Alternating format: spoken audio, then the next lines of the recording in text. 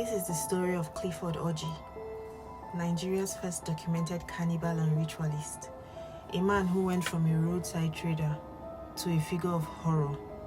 Let me tell you about it. It all started in February 1999 under a flyover in the Oshodi area of Lagos. Back then, Oshodi was a chaotic hub, street hawkers, buses honking, people moving in every direction. But Clifford stood out. He wasn't just another trader trying to make a living. There was something unsettling about this man. Locals in the area had started noticing people disappearing, especially women and children. Rumors there going around about strange noises coming from Orji's makeshift shelter where he stayed under the bridge. People were claiming, was that a scream? They were not sure. Like, I heard a scream. I saw him behaving strangely. Rumors were going around. And people started believing that he was hiding something. In late February 1999, a terrified local ran to the police and told them, I think I saw Clifford Orji with a big knife and what looked like human remains. I'm not sure, but you guys need to check. When the police raided Orji's hideout, what they found was beyond horrifying. Under the bridge where he stays, let me list out what they found for you. They found fresh human body parts, limbs, organs, even heads. They found human bones. The thing is, some of the bones looked like somebody had been chewing on them. Ugh. They found large sums of cash in various denominations, and this money led investigators to believe that Orji was selling body parts for ritual purposes, because where else would he get so much money from? But that's not all. Witnesses claimed that Orji had been luring victims, usually women and children, with promises of food or help, only to abduct, kill, and mutilate them. Clifford Orji wasn't your typical criminal mastermind. He was just a man from Enugu State, and he had moved to Lagos claiming to be a trader, and he was selling food items like noodles. But his trade turned out to be far more sinister. It was dark. He wasn't selling anything like that. Reports suggest that Orji didn't just kill his victims, he ate their flesh, and not for survival, mind you. Allegedly, he believed that eating human flesh gave him power and wealth. Oh my god. Some even speculated he had powerful clients who bought body parts from him for ritual purposes. This wasn't just a local crime story, no. It was a nationwide scandal. Nigerians were horrified, and the media quickly dubbed Orji a cannibal and a ritualist. Orji was arrested and taken to the police station, where he quickly confessed to the crimes. But here's the thing. He didn't seem remorseful. He just didn't care. He smiled in most of his pictures. In fact, he reportedly told officers that he wasn't working alone. He claimed to have connections with wealthy and influential clients who paid him handsomely for body parts.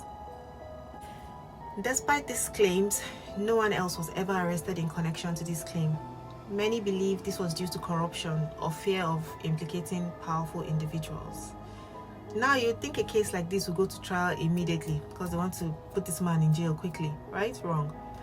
Clifford Orji spent over 13 years in detention at Kirikiri Maximum Security Prison in Lagos without a single court hearing.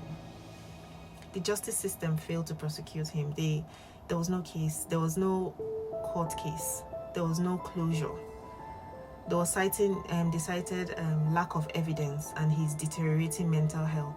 I don't know what they mean by lack of evidence. They found heads, human parts, money, but he was acting really crazy. Speaking of his mental health, Orji's behavior in prison was bizarre. He reportedly exhibited signs of severe mental illness. He was talking to himself, he was screaming, he was claiming to hear voices. Sometimes he was violent. Some people speculated that this was an act to avoid prosecution, while others believed that his crimes had truly driven him mad. But the thing is, if he was trying to avoid prosecution, it worked. The thing was that he was in prison though, but there was no court case. Clifford's case came to an end on August 12, 2012, when he died in prison. According to prison officials, he had been ill for some time and he passed away from health complications. But his death left so many questions unanswered, like who were his clients? How many victims did he have? Why was the justice system unable or unwilling to bring him to trial? Were they protecting some people? Were some names going to come out and the corrupt justice system was covering for them? I don't know. To this day, Clifford Orji's case remains one of Nigeria's most chilling and bizarre true crime stories. This case wasn't just about one man. It symbolized the fear many Nigerians had about ritual killings and the dark underbelly of society. Clifford Orji became a cautionary tale, a name that sent shivers down the spine of anyone who heard it. Like me. I remember his story and I just, no. Oh my gosh. But here's the thing, for all the horror, the case also exposed glaring flaws in the justice system. Like, it highlighted the need for better mental health care for inmates. Why didn't he have a trial? That was never answered. Yeah. So that's the story of Clifford Orji, a man whose crimes left a scar on Nigeria's collective memory. What do you think? Was he truly insane, or was his mental illness just a convenient excuse? Let me know your thoughts in the comments. Personally, I think he was a bit insane, because keeping up the act of being crazy for 13 years in jail is very difficult. Either that or he was like the best actor. Either way, I don't know.